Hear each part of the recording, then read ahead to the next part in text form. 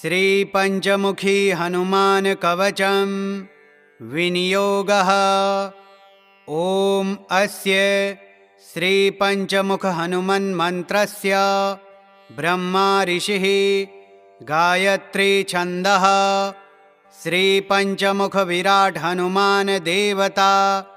ह्रीं बीजं श्रीं शक्तिः क्रौं कीलकं क्रूं कवचं क्रैं अस्त्राय फट् मम सकल कार्यार्थ सिद्ध्यर्थे जपे विनियोगः। ईश्वर उवाच अथ ध्यानं प्रवक्ष्यामि शृणु सर्वाङ्गी सुन्दरं यत्कृतं देवदेवेशी ध्यानं हनुमतः प्रियं। पञ्चवक्त्रमहाभीमं त्रिपञ्चनयनैर्युतं बाहुभिर्दशभिर्युक्तं सर्वकामार्थसिद्धिदं। पूर्वं तु वानरवक्त्रं कोटिसूर्यसमप्रभं दंष्ट्राकरालवदनं भ्रिकुटिकुटिलेक्षणम्। अस्यैव दक्षिणं वक्त्रं नारसिंहं महाद्भुतम् अत्युग्रतेजो वपुषा भीषणं भयनाशनं। पश्चिमे गारुडं वक्त्रं वक्रतुण्डमहाबलं सर्वनागप्रशमनं विषभूतादिकृन्तनम्। उत्तरसौकरवक्त्रं च कृष्णदीप्तभूमपं पाताले सिंहं वेतालं ज्वररोगादिकृन्ततम्। ऊर्ध्वं हयाननं घोरं दानवान्तकरं परं येन वक्त्रेण विप्रेन्द्र ताटकाख्यं महासुरं। दुर्गते शरणं तस्य सर्वशत्रुहरं परं ध्यात्वा पञ्चमुखं रुद्रं हनुमन्तं दयानिधिं। खड्गं त्रिशूलं खट्वाङ्गं पाशमङ्कुशपर्वतं मुष्टौ तु कौमोदकौ वृक्षं धारयन्तं कमण्डलुं। भिन्दिपालं ज्ञानमुद्रां दशर्वी मुनिपुङ्गवा एतान्यायुधजालानि धारयन्तं भजाम्यहम्। प्रेतासनोपविष्टं तं सर्वाभूषणभूषितं दिव्यमाल्याम्बरधरं दिव्यगन्धानुलेपनं सर्वैश्वर्यमयं देवं हनुमद्विश्वतोमुखम्। पञ्चास्यमच्युतमनेकविचित्रवर्णं वक्त्रं सशङ्खविभूतं कपिराजवीर्यं पीताम्बरादिमुकुटैरपि शोभिताङ्गं पिङ्गाक्षमञ्चनिसुतं ह्यनिशं स्मरामि। मर्कटस्य महोत्साहं सर्वशोकविनाशनं शत्रुसंहर मां रक्ष श्रियै दापयं हरिम्। ॐ हरिमर्कटाय स्वाहा। ॐ नमो भगवते पञ्चवदनाय पूर्वकपिमुखाय सकलशत्रुसंहारणाय स्वाहा। ॐ नमो भगवते पञ्चवदनाय दक्षिणमुखाय करालवदनाय नरसिंहाय सकलभूतप्रेतप्रमथनाय स्वाहा। ॐ नमो भगवते पञ्चवदनाय पश्चिममुखाय गरुडाय सकलविषहराय स्वाहा। ॐ नमो भगवते पञ्चवदनाय उत्तरमुखाय आदिवराहाय सकलसम्पत्कराय स्वाहा। ॐ नमो भगवते पञ्चवदनाय ऊर्ध्वमुखाय हयग्रीवाय सकलजनवशीकरणाय स्वाहा। ॐ अस्य श्रीपञ्चमुखी हनुमत्कवचस्तोत्रमन्त्रस्य श्रीरामचन्द्र ऋषिर्नुष्टुप्छन्दः श्रीसीतारामचन्द्रो देवता हनुमानति बीजं वायुदेवता इति शक्तिः श्रीरामचन्द्रावर प्रसाद सिद्ध्यर्थे जपे विनियोगः करन्यासः। ॐ हं हनुमान अंगुष्ठाभ्यां नमः। ॐ वं वायुदेवता तर्जनीभ्यां नमः। ॐ अं अंजनीसुताय मध्यमाभ्यां नमः। ॐ रं रामदूताय अनामिकाभ्यां नमः। ॐ हं हनुमते कनिष्ठिकाभ्यां नमः। ॐ रुं रुद्रमूर्तये करतलकरपृष्ठाभ्यां नमः। हृदयादिन्यासः। ॐ हं हृदयाय नमः। ॐ वं शिरसे स्वाहा। ॐ अं शिखायै वषट्। ॐ रं कवचाय हुम्। ॐ हं नेत्रत्रयाय वषट्। ॐ रुं अस्त्राय फट्। श्रीरामदूताय आञ्जनेयाय वायुपुत्राय महाबलाय सीताशोकनिवारणाय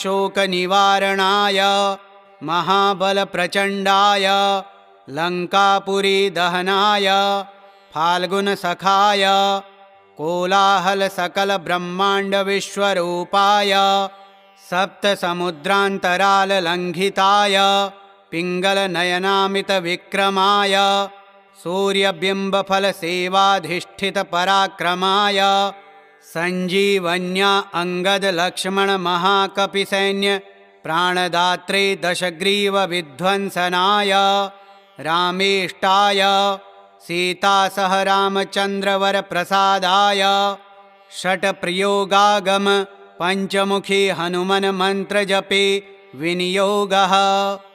ॐ ह्रीं हरिमर्कटमर्कटाय स्वाहा। ॐ ह्रीं हरिमर्कटमर्कटाय वं वं वं वं वं फट् स्वाहा।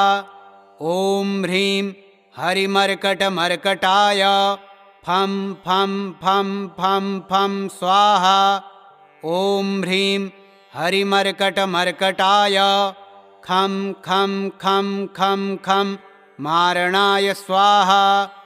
ॐ ह्रीं हरिमर्कटमर्कटाय डं डं डं डं डं आकर्षणाय सकलसम्पत्कराय पञ्चमुखी वीरहनुमते पर्यन्त्रतन्त्रोच्चाटनाय स्वाहा। ॐ पूर्वकपिमुखाय पञ्चमुखी हनुमते ठं ठं ठं ठं ठं सकलशत्रुसंहारणाय स्वाहा। ॐ दक्षिणमुखे पञ्चमुखी हनुमते करालवदनाय नरसिंहाय ह्रां ह्रां ह्रां ह्रां ह्रां सकलभूतप्रेतदमनाय स्वाहा। ॐ पश्चिममुखे गरुडासनाय पञ्चमुखी वीरहनुमते मं मं मं मं मं सकलविषहराय स्वाहा। ॐ उत्तरमुखे आदिवराहाय लं लं लं लं लं नृसिंहाय नीलकण्ठाय पञ्चमुखी हनुमते स्वाहा। ॐ ऊर्ध्वमुखाय हयग्रीवाय रुं रुं रुं रुं रुं रुद्रमूर्तये पञ्चमुखी हनुमते सकलजनवश्यकराय स्वाहा। ॐ अञ्जनीसुताय वायुपुत्राय महाबलाय रामेष्टफाल्गुनसखाय सीताशोकनिवारणाय लक्ष्मणप्राणरक्षकाय कपिसैन्यप्रकाशाय दशग्रीवाभिमानदहनाय श्रीरामचन्द्रवरप्रसादकाय महावीर्या प्रथमब्रह्माण्डनायकाय पञ्चमुखी हनुमते भूतप्रेतपिशाच ब्रह्मराक्षस शाकिनी डाकिनी अंतरिक्षग्रह परयंत्र परमंत्र परतंत्र सर्वग्रहोच्चाटनाय सकलशत्रुसंहारणाय पंचमुखी हनुमद्वर प्रसादक सर्वरक्षकाय जं जं जं जं जं स्वाहा। इदं कवचं पठित्वा तो महाकवचं पठेन्नरः एकवारं पठेन्नित्यं सर्वशत्रुनिवारणं द्विवारं तु पठेन्नित्यं पुत्रपौत्रप्रवर्धनं त्रिवारं पठेत् नित्यं सर्वसम्पत्करं परं चतुर्वारं पठेन्नित्यं सर्वलोकवशीकरं पञ्चवारं पठेन्नित्यं सर्वरोगनिवारणं षड्वारं तु पठेन्नित्यं सर्वदेववशीकरं सप्तवारं पठेन्नित्यं सर्वकामार्थसिद्धिदम् अष्टवारं पठेन्नित्यं सर्वसौभाग्यदायकं नववारं पठेन्नित्यं सर्वैश्वर्यप्रदायकं दशवारं च पठेन्नित्यं त्रैलोक्यज्ञानदर्शनम् एकादशं पठेन्नित्यं सर्वसिद्धिं लभेन्नरः विनियोगः ॐ अस्य श्रीपञ्चमुखहनुमन्मन्त्रस्य ब्रह्मा ऋषिः गायत्री छन्दः श्रीपञ्चमुखविराट् हनुमान् देवता ह्रीं बीजं श्रीं शक्तिः क्रौं कीलकं क्रूं कवचं क्रैं अस्त्राय फट् मम सकलकार्यार्थसिद्ध्यर्थे जपे विनियोगः ईश्वर उवाच अथ ध्यानं प्रवक्ष्यामि शृणु सर्वाङ्गी सुन्दरं यत्कृतं देवदेवेशी ध्यानं हनुमतः प्रियं पञ्चवक्त्रमहाभीमं त्रिपञ्चनयनैर्युतं बाहुभिर्दशभिर्युक्तं सर्वकामार्थसिद्धिदम् पूर्वं तु वानरवक्त्रं कोटिसूर्यसमप्रभं दंष्ट्राकरालवदनं भृगुटिकुटिलेक्षणम् अस्यैव दक्षिणं वक्त्रं नारसिंहं महाद्भुतम् अत्युग्रतेजो वपुषा भीषणं भयनाशनं पश्चिमे गारुडं वक्त्रं वक्रतुण्डमहाबलं सर्वनागप्रशमनं विषभूतादिकृन्तनम् उत्तरसौकरवक्त्रं च कृष्णदीप्तभूमपं पाताले सिंहं वेतालं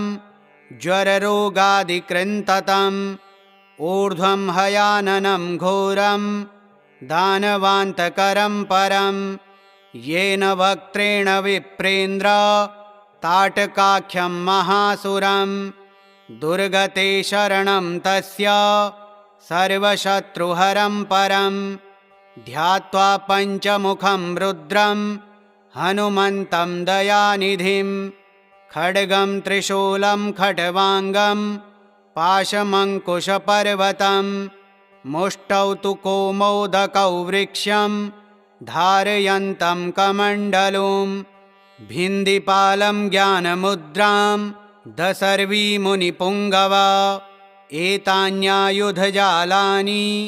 धारयन्तं भजाम्यहं प्रेतासनोपविष्टं तं सर्वाभूषणभूषितं दिव्यमाल्याम्बरधरं दिव्यगन्धानुलेपनं सर्वैश्वर्यमयं देवं हनुमद्विश्वतोमुखं पञ्चास्यमच्युतमनेकविचित्रवर्णं वक्त्रं सशङ्खविभूतं कपिराजवीर्यं पीताम्बरादिमुकुटैरपि शोभिताङ्गं पिङ्गाक्षमञ्चनिसुतं ह्यनिशं स्मरामि मर्कटस्य महोत्साहं सर्वशोकविनाशनं शत्रुसंहर मां रक्ष्य श्रियै दापयं हरिम् ॐ हरिमर्कटाय स्वाहा।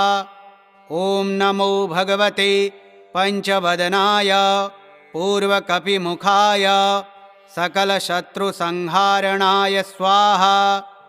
ॐ नमो भगवते पञ्चवदनाय दक्षिणमुखाय करालवदनाय नरसिंहाय सकलभूतप्रेतप्रमथनाय स्वाहा।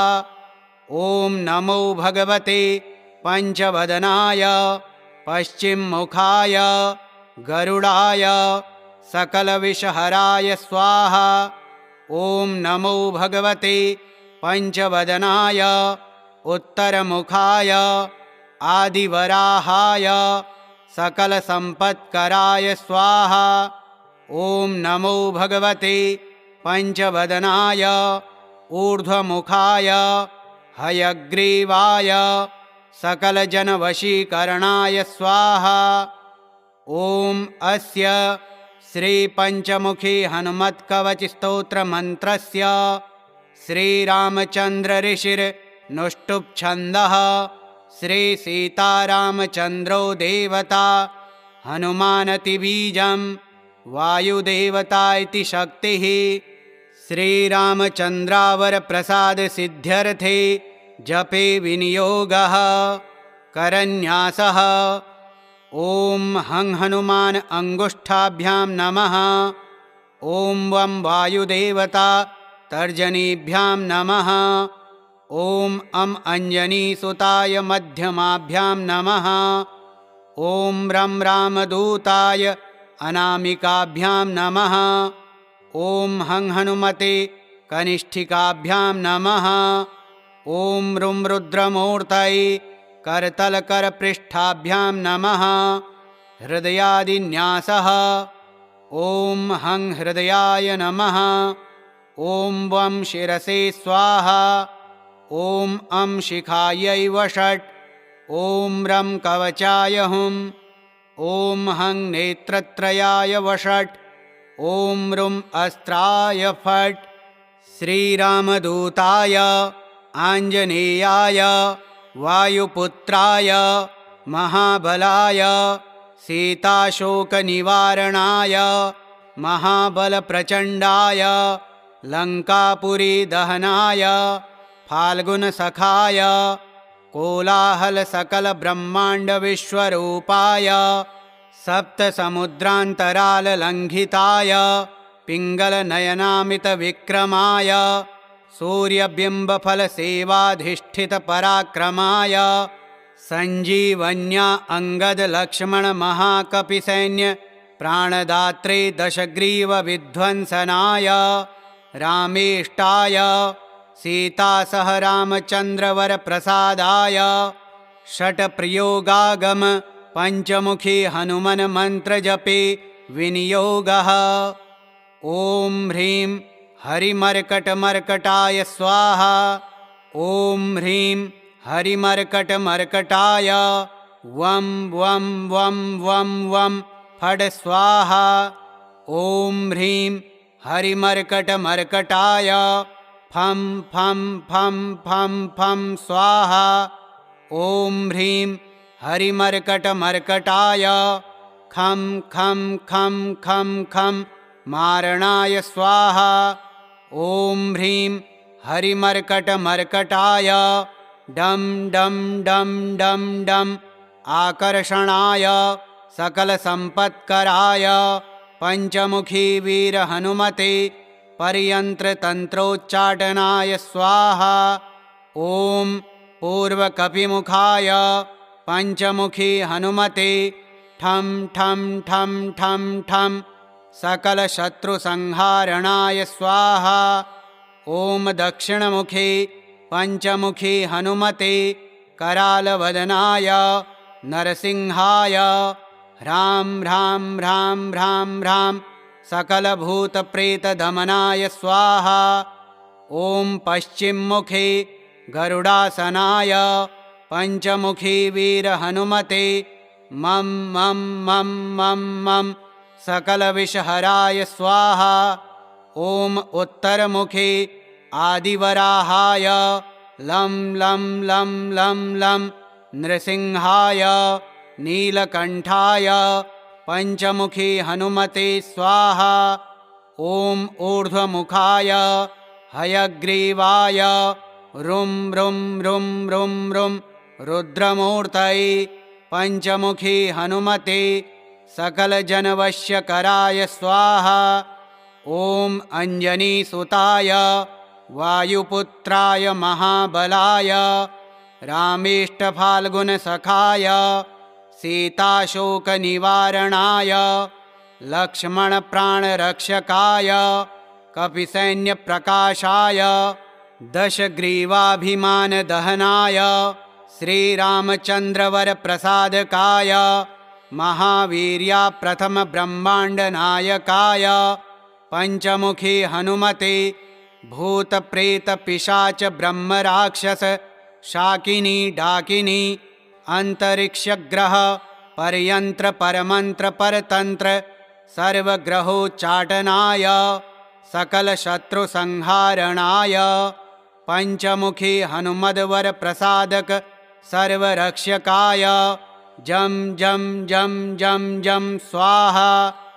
इदं कवचं पठित्वा तो महाकवचं पठेन्नरः एकवारं पठेन्नित्यं सर्वशत्रुनिवारणं द्विवारं तु पठेन्नित्यं पुत्रपौत्रप्रवर्धनं त्रिवारं पठेत् नित्यं सर्वसम्पत्करं परं चतुर्वारं पठेन्नित्यं सर्वलोकवशीकरं पञ्चवारं पठेन्नित्यं सर्वरोगनिवारणं षड्वारं तु पठेन्नित्यं सर्वदेववशीकरं सप्तवारं पठेन्नित्यं सर्वकामार्थसिद्धिदम् अष्टवारं पठेन्नित्यं सर्वसौभाग्यदायकं नववारं पठेन्नित्यं सर्वैश्वर्यप्रदायकं दशवारं च पठेन्नित्यं त्रैलोक्यज्ञानदर्शनम् एकादशं पठेन्नित्यं सर्वसिद्धिं लभेन्नरः। विनियोगः। ॐ अस्य श्रीपञ्चमुखहनुमन्मन्त्रस्य ब्रह्मा ऋषिः गायत्री छन्दः श्रीपञ्चमुखविराट् हनुमान् देवता ह्रीं बीजं श्रीं शक्तिः क्रौं कीलकं क्रूं कवचं क्रैं अस्त्राय फट् मम सकलकार्यार्थसिद्ध्यर्थे जपे विनियोगः। ईश्वर उवाच अथ ध्यानं प्रवक्ष्यामि शृणु सर्वाङ्गी सुन्दरं यत्कृतं देवदेवेशी ध्यानं हनुमतः प्रियं पञ्चवक्त्रमहाभीमं त्रिपञ्चनयनैर्युतं बाहुभिर्दशभिर्युक्तं सर्वकामार्थसिद्धिदं पूर्वं तु वानरवक्त्रं कोटिसूर्यसमप्रभं दंष्ट्राकरालवदनं भृकुटिकुटिलेक्षणम् अस्यैव दक्षिणं वक्त्रं नारसिंहं महाद्भुतम् अत्युग्रतेजो वपुषा भीषणं भयनाशनं पश्चिमे गारुडं वक्त्रं वक्रतुण्डमहाबलं सर्वनागप्रशमनं विषभूतादिकृन्तनम् उत्तरसौकरवक्त्रं च कृष्णदीप्तभूमपं पाताले सिंहं वेतालं ज्वररोगादिकृन्ततम् ऊर्ध्वं हयाननं घोरं दानवान्तकरं परं येन वक्त्रेण विप्रेन्द्र ताटकाख्यं महासुरं दुर्गते शरणं तस्य सर्वशत्रुहरं परं ध्यात्वा पञ्चमुखं रुद्रं हनुमन्तं दयानिधिं खड्गं त्रिशूलं खट्वाङ्गं पाशमङ्कुशपर्वतं मुष्टौ तु कौमोदकौ वृक्षं धारयन्तं कमण्डलुं भिन्दिपालं ज्ञानमुद्रां दशर्वीमुनिपुङ्गवा एतान्यायुधजालानि धारयन्तं भजाम्यहं प्रेतासनोपविष्टं तं सर्वाभूषणभूषितं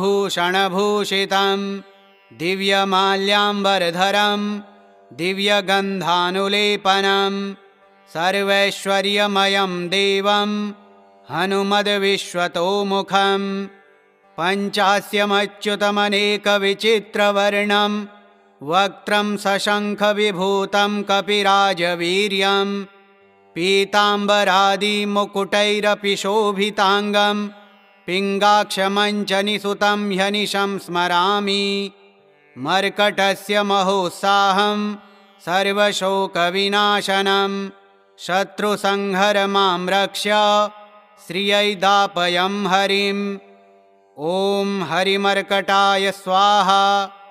ॐ नमो भगवते पंचवदनाय पूर्वकपिमुखाय सकलशत्रुसंहारणाय स्वाहा। ॐ नमो भगवते पंचवदनाय दक्षिणमुखाय करालवदनाय नरसिंहाय सकलभूतप्रेतप्रमथनाय स्वाहा। ॐ नमो भगवते पंचवदनाय पश्चिममुखाय गरुडाय सकलविषहराय स्वाहा।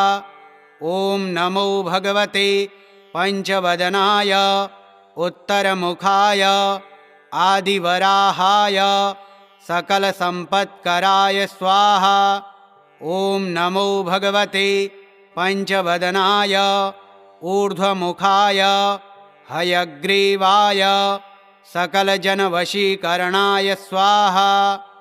ॐ अस्य श्रीपञ्चमुखी हनुमत्कवचस्तोत्रमन्त्रस्य श्रीरामचन्द्रऋषिर्नुष्टुप्छन्दः श्रीसीतारामचन्द्रो देवता हनुमानतिबीजं वायुदेवता इति शक्तिः श्रीरामचन्द्रावरप्रसादसिद्ध्यर्थे जपे विनियोगः करन्यासः।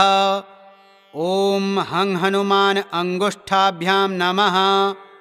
ॐ वं वायुदेवता तर्जनीभ्यां नमः। ॐ अं अंजनीसुताय मध्यमाभ्यां नमः। ॐ रं रामदूताय अनामिकाभ्यां नमः। ॐ हं हनुमते कनिष्ठिकाभ्यां नमः। ॐ रुं रुद्रमूर्तये करतलकरपृष्ठाभ्यां नमः। हृदयादिन्यासः। ॐ हं हृदयाय नमः। ॐ वं शिरसे स्वाहा। ॐ अं शिखायै वषट्। ॐ रं कवचाय हुं।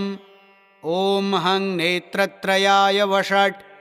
ॐ रुं अस्त्राय फट्। श्रीरामदूताय आञ्जनेयाय वायुपुत्राय महाबलाय सीताशोकनिवारणाय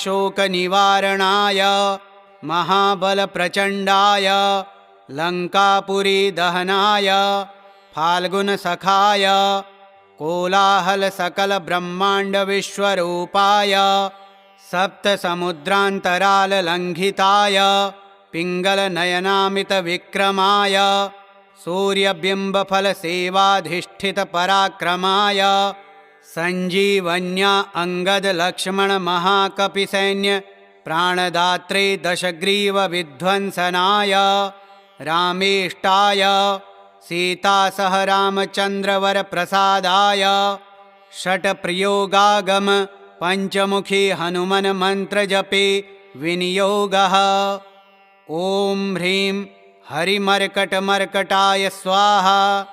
ॐ ह्रीं हरिमर्कटमर्कटाय वं वं वं वं वं फट् स्वाहा। ॐ ह्रीं हरिमर्कटमर्कटाय फं फं फं फं फं स्वाहा। ॐ ह्रीं हरिमर्कटमर्कटाय खं खं खं खं खं मारणाय स्वाहा। ॐ ह्रीं हरिमर्कटमर्कटाय डं डं डं डं डं आकर्षणाय सकलसम्पत्कराय पञ्चमुखी वीरहनुमते पर्यन्त्रतन्त्रोच्चाटनाय स्वाहा। ॐ पूर्वकपिमुखाय पंचमुखी हनुमते ठं ठं ठं ठं ठं सकलशत्रुसंहारणाय स्वाहा। ॐ दक्षिणमुखी पंचमुखी हनुमते करालवदनाय नरसिंहाय ह्रां ह्रां ह्रां ह्रां ह्रां सकलभूतप्रेतदमनाय स्वाहा। ॐ पश्चिममुखी गरुडासनाय पंचमुखी वीरहनुमते मं मं मं मं मं सकलविषहराय स्वाहा। ॐ उत्तरमुखी आदिवराहाय लं लं लं लं लं नृसिंहाय नीलकण्ठाय पंचमुखी हनुमते स्वाहा। ॐ ऊर्ध्वमुखाय हयग्रीवाय रुं रुं रुं रुं रुं रुद्रमूर्तये पंचमुखी हनुमते सकलजनवश्यकराय स्वाहा। ॐ अंजनीसुताय वायुपुत्राय महाबलाय रामेष्टफाल्गुनसखाय सीताशोकनिवारणाय लक्ष्मणप्राणरक्षकाय कपिसैन्यप्रकाशाय दशग्रीवाभिमानदहनाय श्रीरामचन्द्रवरप्रसादकाय महावीर्या प्रथमब्रह्माण्डनायकाय पंचमुखी हनुमते भूतप्रेतपिशाच ब्रह्मराक्षस शाकिनी डाकिनी अंतरिक्षग्रह परयंत्र परमंत्र परतंत्र सर्वग्रहोच्चाटनाय सकलशत्रुसंहारणाय पंचमुखी हनुमद्वर प्रसादक सर्वरक्षकाय जं जं जं जं जं स्वाहा।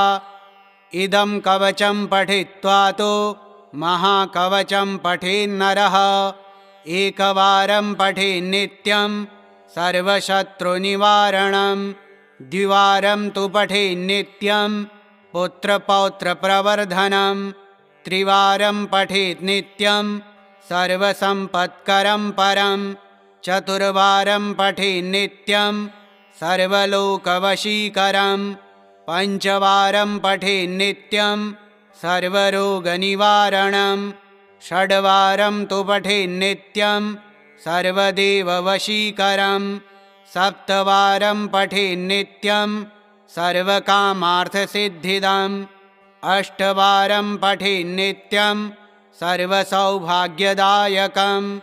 नववारं पठेन्नित्यं सर्वैश्वर्यप्रदायकं दशवारं च पठेन्नित्यं त्रैलोक्यज्ञानदर्शनम् एकादशं पठेन्नित्यं सर्वसिद्धिं लभेन्नरः।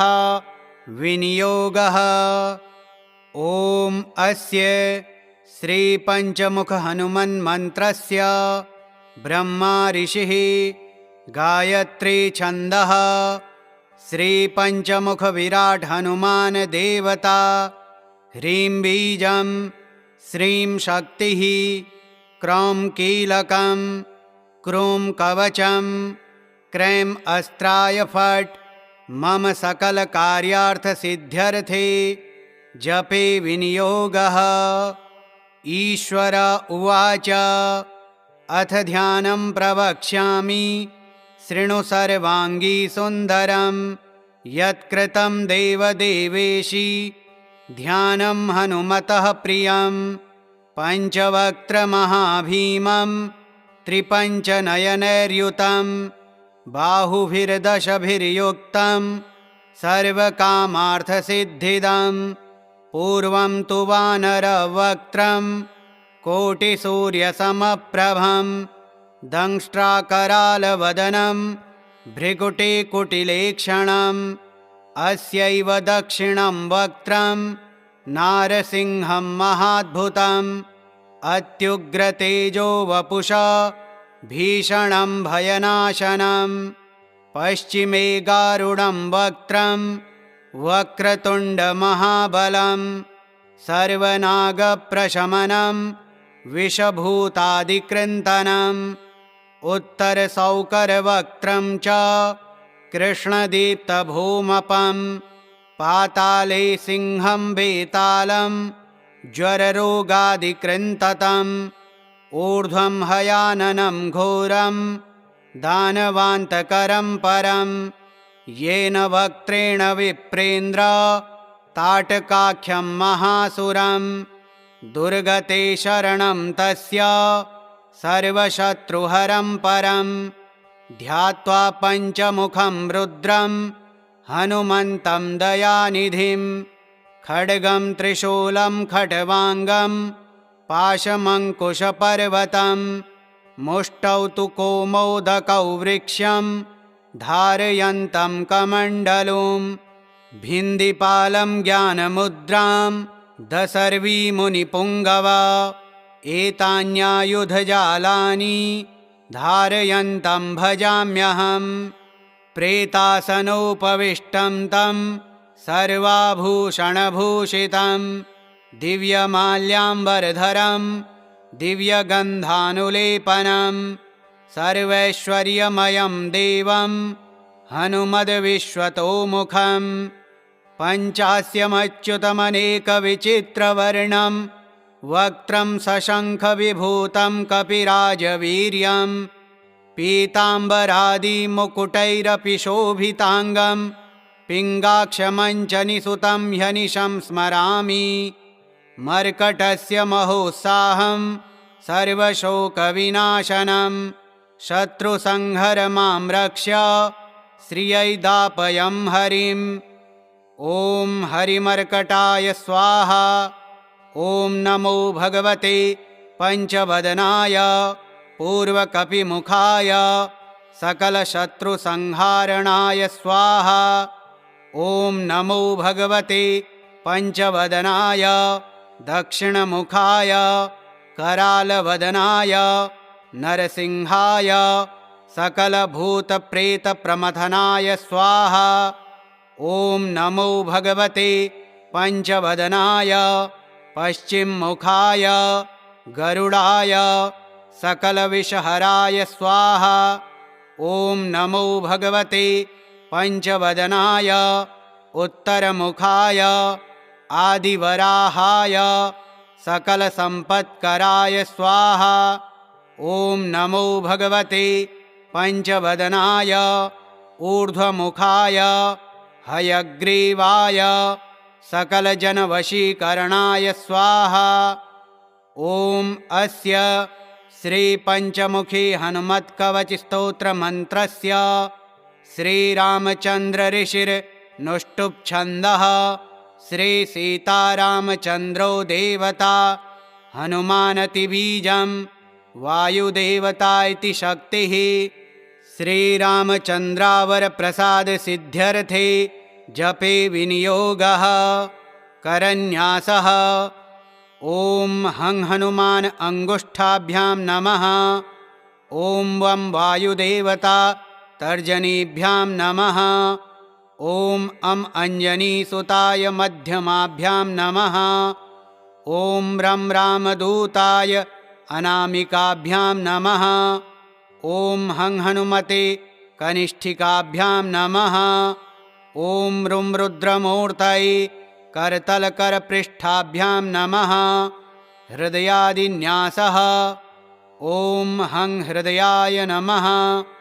ॐ वं शिरसे स्वाहा।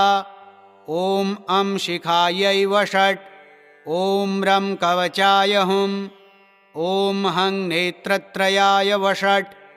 ॐ रुं अस्त्राय फट्। श्रीरामदूताय आञ्जनेयाय वायुपुत्राय महाबलाय सीताशोकनिवारणाय महाबलप्रचण्डाय लङ्कापुरीदहनाय फाल्गुनसखाय कोलाहलसकलब्रह्माण्डविश्वरूपाय सप्तसमुद्रान्तराललङ्घिताय पिङ्गलनयनामितविक्रमाय सूर्यबिम्बफलसेवाधिष्ठितपराक्रमाय सञ्जीवन्या अङ्गदलक्ष्मणमहाकपिसैन्य प्राणदात्रे दशग्रीवविध्वंसनाय रामेष्टाय सीता सह रामचन्द्रवरप्रसादाय षट्प्रयोगागम पञ्चमुखी हनुमन् मन्त्रजपे विनियोगः। ॐ ह्रीं हरिमर्कटमर्कटाय स्वाहा। ॐ ह्रीं हरिमर्कटमर्कटाय वं वं वं वं वं फट् स्वाहा। ॐ ह्रीं हरिमर्कटमर्कटाय फं फं फं फं फं स्वाहा। ॐ ह्रीं हरिमर्कटमर्कटाय खं खं खं खं खं मारणाय स्वाहा। ॐ ह्रीं हरिमर्कटमर्कटाय डं डं डं डं डं आकर्षणाय सकलसम्पत्कराय पञ्चमुखी वीरहनुमते पर्यन्त्रतन्त्रोच्चाटनाय स्वाहा। ॐ पूर्वकपिमुखाय पञ्चमुखी हनुमते ठं ठं ठं ठं ठं सकलशत्रुसंहारणाय स्वाहा। ॐ दक्षिणमुखे पञ्चमुखी हनुमते करालवदनाय नरसिंहाय ह्रां ह्रां ह्रां ह्रां ह्रां सकलभूतप्रेतदमनाय स्वाहा। ॐ पश्चिममुखे गरुडासनाय पञ्चमुखी वीरहनुमते मं मं मं मं मं सकलविषहराय स्वाहा। ॐ उत्तरमुखे आदिवराहाय लं लं लं लं लं नृसिंहाय नीलकण्ठाय पञ्चमुखी हनुमते स्वाहा। ॐ ऊर्ध्वमुखाय हयग्रीवाय रुं रुं रुं रुं रुं रुद्रमूर्तये पञ्चमुखी हनुमते सकलजनवश्यकराय स्वाहा। ॐ अञ्जनीसुताय वायुपुत्राय महाबलाय रामेष्टफाल्गुनसखाय सीताशोकनिवारणाय लक्ष्मणप्राणरक्षकाय कपिसैन्यप्रकाशाय दशग्रीवाभिमानदहनाय श्रीरामचन्द्रवरप्रसादकाय महावीर्याप्रथमब्रह्माण्डनायकाय पञ्चमुखी हनुमते भूतप्रेतपिशाच ब्रह्मराक्षस शाकिनी डाकिनी अंतरिक्षग्रह परयंत्र परमंत्र परतंत्र सर्वग्रहोच्चाटनाय सकलशत्रुसंहारणाय पञ्चमुखी हनुमद्वर प्रसादक सर्वरक्षकाय जं जं जं जं जं स्वाहा। इदं कवचं पठित्वा तो महाकवचं पठेन्नरः एकवारं पठेन्नित्यं सर्वशत्रुनिवारणं द्विवारं तु पठेन्नित्यं पुत्रपौत्रप्रवर्धनं त्रिवारं पठेन्नित्यं सर्वसम्पत्करं परं चतुर्वारं पठेन्नित्यं सर्वलोकवशीकरं पञ्चवारं पठेन्नित्यं सर्वरोगनिवारणं षड्वारं तु पठेन्नित्यं सर्वदेववशीकरं सप्तवारं पठेन्नित्यं सर्वकामार्थसिद्धिदम् अष्टवारं पठेन्नित्यं सर्वसौभाग्यदायकं नववारं पठेन्नित्यं सर्वैश्वर्यप्रदायकं दशवारं च पठेन्नित्यं त्रैलोक्यज्ञानदर्शनम् एकादशं पठेन्नित्यं सर्वसिद्धिं लभेन्नरः। विनियोगः। ॐ अस्य श्रीपञ्चमुखहनुमन्मन्त्रस्य ब्रह्मा ऋषिः गायत्री छन्दः श्रीपञ्चमुखविराट् हनुमान् देवता ह्रीं बीजं श्रीं शक्तिः क्रौं कीलकं क्रूं कवचं क्रैं अस्त्राय फट् मम सकलकार्यार्थसिद्ध्यर्थे जपे विनियोगः। ईश्वर उवाच अथ ध्यानं प्रवक्ष्यामि शृणु सर्वाङ्गी सुन्दरं यत्कृतं देवदेवेशी ध्यानं हनुमतः प्रियं पञ्चवक्त्रमहाभीमं त्रिपञ्चनयनैर्युतं बाहुभिर्दशभिर्युक्तं सर्वकामार्थसिद्धिदं पूर्वं तु वानरवक्त्रं कोटिसूर्यसमप्रभं दंष्ट्राकरालवदनं भृगुटिकुटिलेक्षणम् अस्यैव दक्षिणं वक्त्रं नारसिंहं महाद्भुतम् अत्युग्रतेजो वपुषा भीषणं भयनाशनं पश्चिमे गारुडं वक्त्रं वक्रतुण्डमहाबलं सर्वनागप्रशमनं विषभूतादिकृन्तनम्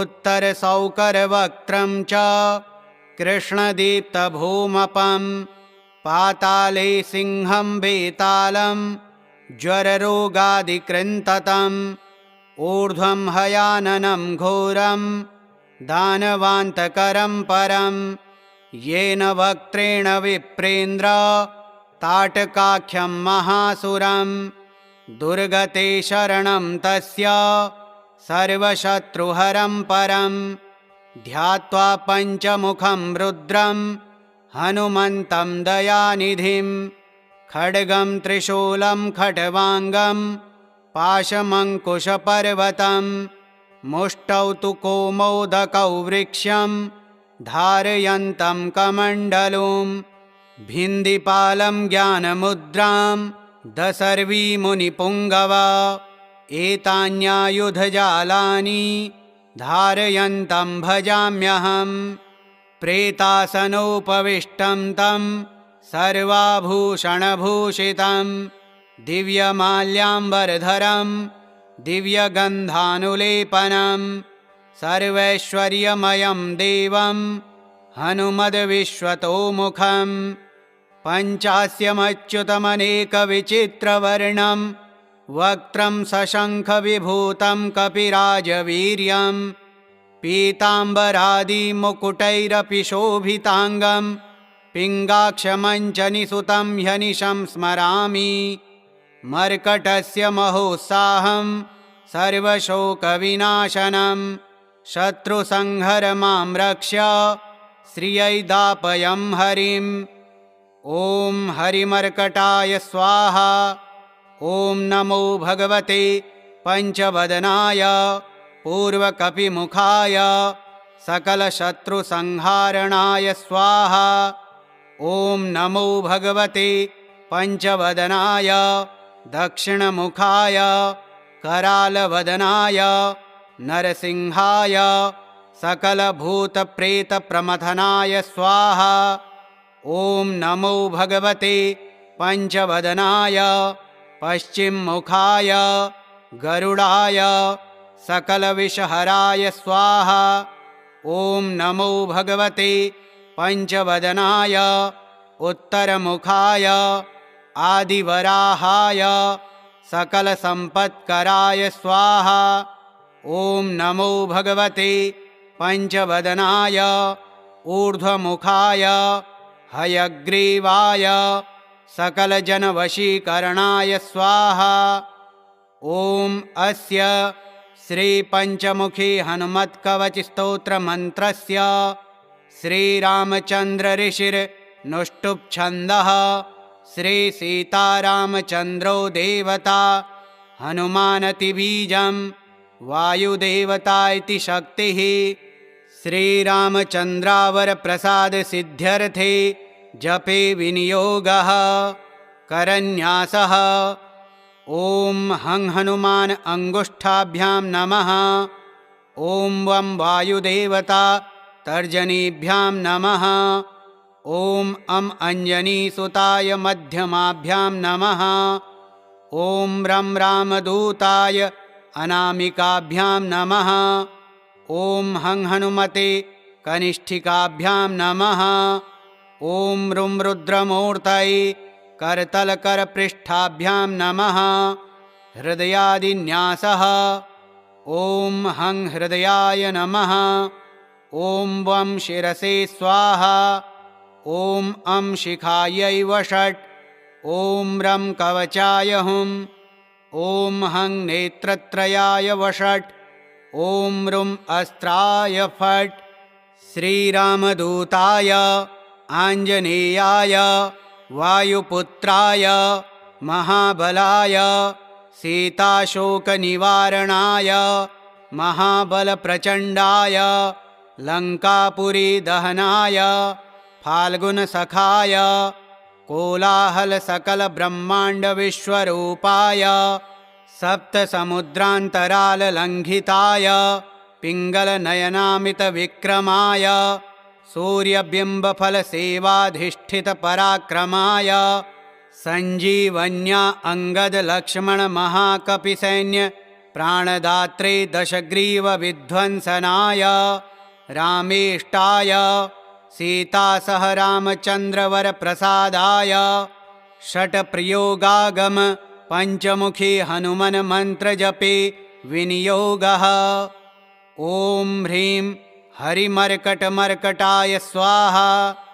ॐ ह्रीं हरिमर्कटमर्कटाय वं वं वं वं वं फट् स्वाहा।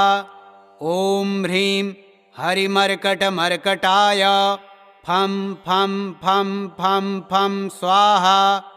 ॐ ह्रीं हरिमर्कटमर्कटाय खं खं खं खं खं मारणाय स्वाहा। ॐ ह्रीं हरिमर्कटमर्कटाय डं डं डं डं डं आकर्षणाय सकलसम्पत्कराय पञ्चमुखी वीरहनुमते पर्यन्त्रतन्त्रोच्चाटनाय स्वाहा। ॐ पूर्वकपिमुखाय पञ्चमुखी हनुमते ठं ठं ठं ठं ठं सकलशत्रुसंहारणाय स्वाहा। ॐ दक्षिणमुखे पञ्चमुखी हनुमते करालवदनाय नरसिंहाय ह्रां ह्रां ह्रां ह्रां ह्रां सकलभूतप्रेतदमनाय स्वाहा। ॐ पश्चिममुखे गरुडासनाय पञ्चमुखी वीरहनुमते मं मं मं मं मं सकलविषहराय स्वाहा। ॐ उत्तरमुखे आदिवराहाय लं लं लं लं लं नृसिंहाय नीलकण्ठाय पञ्चमुखी हनुमते स्वाहा। ॐ ऊर्ध्वमुखाय हयग्रीवाय रुं रुं रुं रुं रुं रुद्रमूर्तये पञ्चमुखी हनुमते सकलजनवश्यकराय स्वाहा। ॐ अञ्जनीसुताय वायुपुत्राय महाबलाय रामेष्टफाल्गुनसखाय सीताशोकनिवारणाय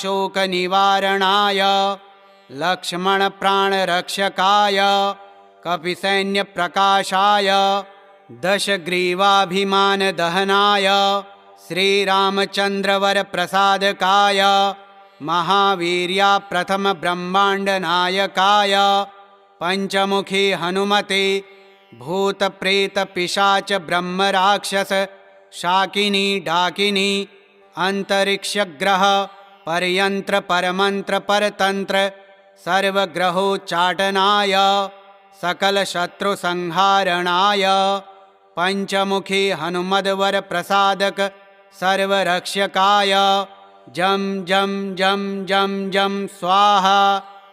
इदं कवचं पठित्वा तो महाकवचं पठेन्नरः एकवारं पठेन्नित्यं सर्वशत्रुनिवारणं द्विवारं तु पठेन्नित्यं पुत्रपौत्रप्रवर्धनं त्रिवारं पठेत् नित्यं सर्वसम्पत्करं परं चतुर्वारं पठेन्नित्यं सर्वलोकवशीकरं पञ्चवारं पठेन्नित्यं सर्वरोगनिवारणं षड्वारं तु पठेन्नित्यं सर्वदेववशीकरं सप्तवारं पठेन्नित्यं सर्वकामार्थसिद्धिदम् अष्टवारं पठेन्नित्यं सर्वसौभाग्यदायकं नववारं पठेन्नित्यं सर्वैश्वर्यप्रदायकं 10 वारं च पठेन्नित्यं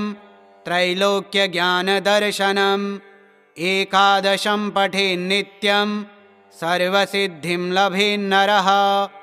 श्रीपञ्चमुखी हनुमत्कवचं श्रीहनुमतार्पणमस्तु। ॐ श्रीपञ्चमुखी हनुमद्देवाय नमः।